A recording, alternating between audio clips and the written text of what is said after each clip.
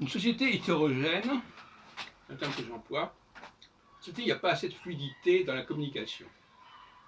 Ça veut dire quoi?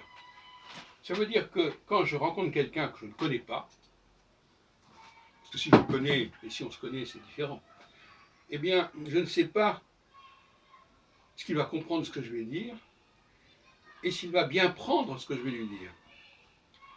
Il peut par exemple comprendre de travers.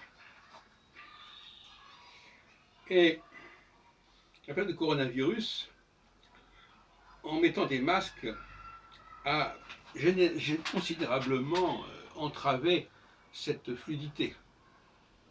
On ne sait pas à qui on parle, la personne ne sait pas à qui elle parle, parce que, qu'on le veuille ou non, c'est le visage qui nous dit qui est la personne, d'où elle vient, ce qu'elle est.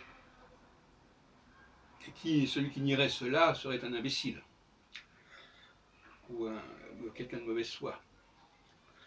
Donc une société qui manque de fluidité, une société où les choses se font lentement, il faut beaucoup de temps pour savoir qui est la personne, etc. Et vous avez remarqué que souvent c'est ce que disent les gens. Ah oui, mais vous avez jugé trop vite. Ben justement, si on ne juge pas assez vite, ça ne devient pas fluide du tout. Et juger vite, ça veut dire capter immédiatement les informations utiles.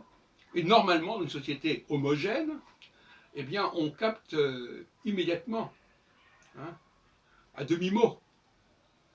On n'a pas besoin de nous mettre les points sur les i pour savoir qui est qui, et chacun connaît sa place, c'est à qui il s'adresse. Et donc, c'est comment lui parler.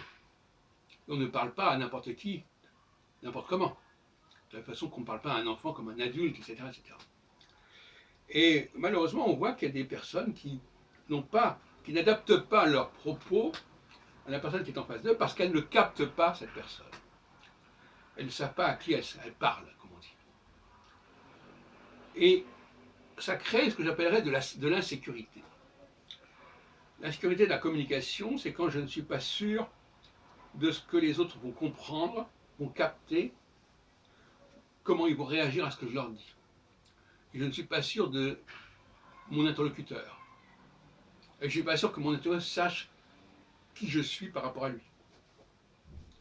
Donc toutes ces interrogations sont un problème de sécurité et surtout une perte de temps considérable. Parce que s'il faut 10 fois plus de temps pour savoir à qui on a affaire, où va-t-on?